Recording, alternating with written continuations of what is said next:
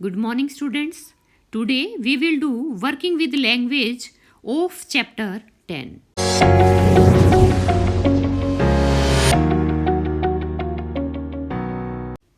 A part first है the word round usually means a kind of shape. सामान्यतया जो शब्द राउंड होता है उसका मतलब एक प्रकार की आकृति होता है. What is its meaning in the story? कहानी में इसका मतलब क्या है? तो जो हमने कहानी पढ़ी है द बेनियन ट्री की, उसमें इस राउंड वर्ड का क्या मतलब है ये पूछा गया है. It's meaning in the story is a stage in a fight और कॉम्पिटिशन. यहाँ पर इस कहानी में राउंड का मतलब क्या है? जो लड़ाई होती है या कोई प्रतियोगिता होती है उसमें एक स्टेज से मतलब है राउंड का, एक चरण से मतलब है. जैसे फर्स्ट राउंड, सेकंड राउंड या थर्ड राउंड. तो कितने भी राउंड हो सकते हैं किसी भी लड़ाई के या किसी प्रतियोगिता के. तो यहाँ पर जो राउंड वर्ड है उसका मतलब चरण से है, स्टेज से है. Second, find 5 words in the following paragraph which are generally associated with trees. निम्नलिखित पैराग्राफ से 5 शब्द ढूंढो जो सामान्यतया वृक्ष से संबंधित हों. But here they have been used differently. परंतु यहाँ उनका प्रयोग अलग तरीके से किया गया है.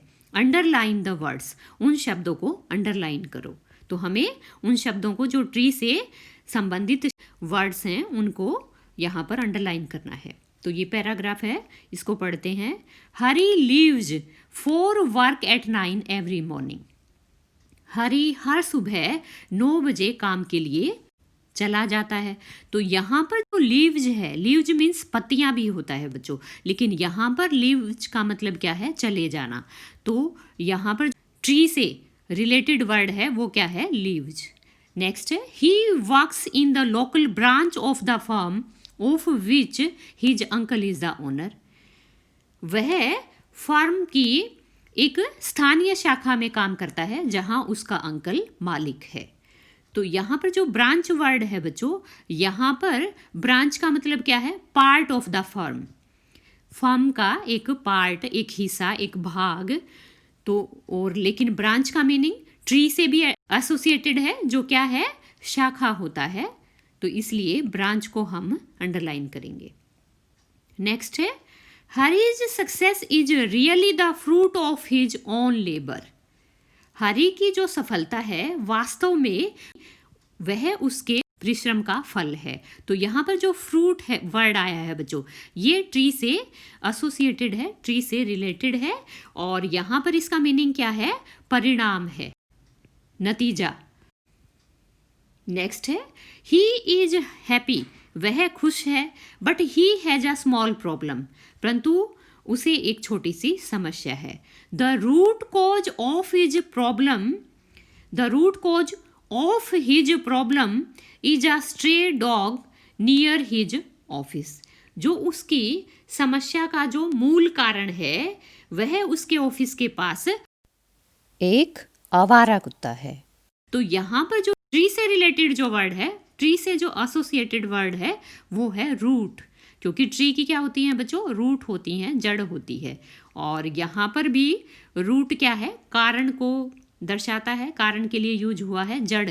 जड़ कारण मतलब मूल कारण. जो क्या है मूल कारण, क्या है समस्या का, वो बताया गया है. तो यहाँ पर रूट मूल के लिए आया है, जड़ के लिए आया है. Next the dog welcomes Hari with a loud bark every day. कुत्ता हर रोज हरी का स्वागत ऊंचे भौंकने से करता है. तो यहाँ पर जो बार्क वर्ड है बच्चों, यह ट्री से एसोसिएटेड है, रिलेटेड है. तो बार्क मीन्स क्या होता है? भौंकना भी होता है और छाल भी होता है. जब ये छाल के रूप में हम इसका मीनिंग लेते हैं तो ये ट्री से जुड़ा हुआ मानेंगे, एसोसिएटेड मानेंगे. और बार्क मीन्स, यहाँ पर बार्क का मीनिंग क्या आया है? भौंकना आया है. तो यहाँ पर जो वर्ड्स हैं बच्चों वो कौन कौन से हैं जो ट्री से एसोसिएटेड है? Leaves, branch, fruit, root and bark. तो यहाँ पर ये 5 वर्ड्स आए हैं, leaves, branch, fruit, root and bark. Next है B part. The words in the box are all words that describe movement. Box में जो शब्द हैं वो सारे मूवमेंट को डिस्क्राइब करते हैं। तो बॉक्स कौन सा है हमारा, ये है बच्चों। तो ये मूवमेंट से संबंधित शब्द हैं, गतिविधि से संबंधित, हलचल से संबंधित शब्द हैं। Use them to fill in the blanks in the sentences below. उनका प्रयोग नीचे दिए गए वाक्यों को पूरा करने के लिए करें। तो यहाँ पर बॉक्स में जो शब्द हैं उनके मीनिंग देख लेते हैं पहले हम। डाइव्ड, डुबकी लगाई, डाइव मीन्स डुबकी लगाना, गोता मारना। ग्लाइडिंग, सरकना, चुपके से निकलना, ग्लाइड मीन्स चुपके से निकलना। स्प्रैंग, उछला। डार्टिंग, तीव्र गति से झपटना। विप्ड, झटके से निकलना। बैक, बैक है तो यहाँ पर झटके से पीछे हटना। डेल्विंग, टटोलना, खोजना। तो यहाँ पर फर्स्ट है हमारा when he began to trust me. जब उसने मुझ पर विश्वास करना शुरू किया। The squirrel began blank into my pockets for morsels of cake. जब उसने मुझ पर विश्वास करना शुरू किया, गिलहरी ने मेरी पॉकेट्स में, मेरी जेबों में केक के टुकड़ों को, केक के निवालों को टटोलना शुरू किया, खोजना शुरू किया। तो यहाँ पर आ जाएगा बच्चों डेल्विंग, टटोलना, खोजना। Next two, I saw a cobra blank out of a clump of cactus. मैंने कोबरा देखा, blank out of a clump of cactus, cactus के झुंड से, झुरमुट से बाहर। तो यहाँ पर ब्लैंक में क्या आएगा, आई सो आ कोबरा, ग्लाइडिंग आ जाएगा बच्चों, सरकते हुए। ग्लाइडिंग आउट, बाहर निकलते हुए, चुपके से देखा। तो ग्लाइडिंग की मीनिंग क्या थी हमारी, चुपके से निकलना। मैंने एक कोबरा कैक्टस के झुरमुट से चुपके से निकलते हुए देखा। तो क्लम्प मीन्स क्या होता है बच्चों, झुरमुट या झुंड। Next third, the snake hissed, snake ने हिस किया। हिज फॉग्ड टंग, उसकी जो ऐसे जीभ होती है बच्चों, जो आगे से 2 पार्ट में डिवाइड होती है, तो उसको हम बोलेंगे forked tongue. The snake hissed his forked tongue blank in and out. Snake ने, सांप ने हिस किया और उसकी जो फोग्ड टंग थी, जीभ थी, टंग क्या होता है, जीभ, उसकी जो 2 मुहा जीभ थी वो क्या हो रही थी, तेजी से अंदर बाहर आ रही थी। तो यहाँ पर आ जाएगा आपका डार्टिंग, तीव्र गति से, तेजी से वह अपनी जीभ को अंदर बाहर करता है, उसको हम बोलेंगे डार्टिंग इन एंड आउट। तो यहाँ आ जाएगा आपका darting. Next fourth, when the cobra tried to bite it. जब कोबरा ने इसको काटने की कोशिश की, द mongoose प्लैंक असाइड, नेवला एक तरफ को हो गया। तो यहाँ पर क्या आ जाएगा, उछल गया, तो स्प्रैंग आ जाएगा, sprang aside.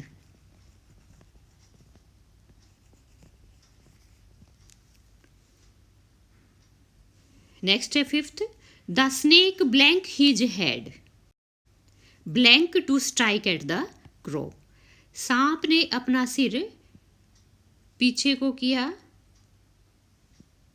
To strike at the crow, crow पर, कोए पर आक्रमण करने के लिए। तो यहाँ पर आ जाएगा आपका विप्ड बैक, विप्ड फर्स्ट में आ जाएगा विप्ड।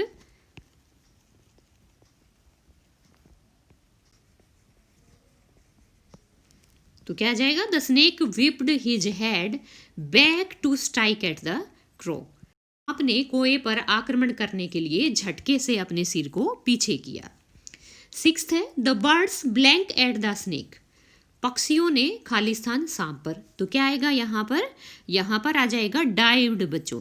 पक्षियों ने डाइव लगाया, डाइव्ड किया eight the snake. The birds dived at the snake. पक्षियों ने सांप पर डाइव किया, गोता लगाया। नेक्स्ट है C part, find words in the story, कहानी में शब्द ढूंढो which show things striking violently against each other. कहानी में उन शब्दों को ढूंढना है जो एक दूसरे के खिलाफ तीव्र गति से प्रहार करते हुए दिखते हैं। तो फर्स्ट है हमारा, the cobra struck the crow his snout blank against its body. ये 15 पैराग्राफ में हमें मिलेगा, क्योंकि इसमें इंडिकेट किया गया है कि 15 पैराग्राफ में हमें मिलेगा ये। तो ये आ जाएगा बच्चों आपका थर्डिंग।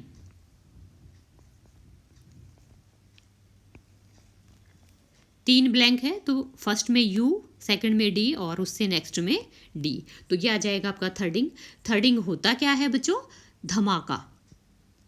कोबरा कोए से टकराया और उसकी जो स्नाउट थी, उसकी जो नाक और मुंह के जो बीच का हिस्सा होता है, वह इसके शरीर से टकराया, धमाके से टकराया। नेक्स्ट है second, the crow and the मैना। कोवा और जो मैना थी, ब्लैंक, इसमें क्या है बच्चों? सी दे रखा है, फिर ब्लैंक है, फिर डबल एल है और फिर ब्लैंक ब्लैंक ब्लैंक है इन मिड एयर। कोवा और मैना बीच हवा में क्या किया? आपस में टकराए थे। तो यहाँ पर आ जाएगा आपका कोलाइडिंग। ये आप पैराग्राफ 13 में देखेंगे तो ये आपको मिलेगा, टकराना, भिड़ना। Next third, the birds dived at the snake. पक्षियों ने स्नेक पर डाइव किया, डुबकी लगाई, but blank blank into each other instead.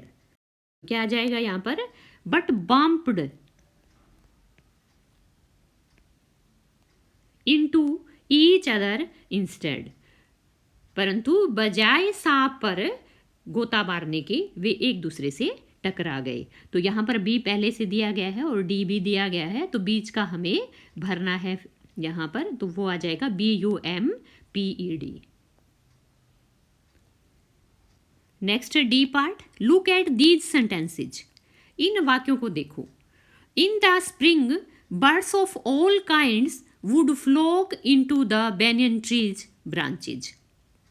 बसंत ऋतु में सभी प्रकार के पक्षी बरगद के पेड़ की शाखाओं पर झुंड बनाते। और नेक्स्ट है, I would spend the afternoons there. मैं वहाँ दोपहर करता था। नेक्स्ट में क्या है? Grandfather at 65 could no longer climb the banyan tree. दादाजी जो 65 साल के थे, वो बरगद के पेड़ पर अब और चढ़ सकते थे। I could hide my self in its branches. मैं खुद को इसकी शाखाओं में छुपा सकता था। I could look down through the leaves at the world below.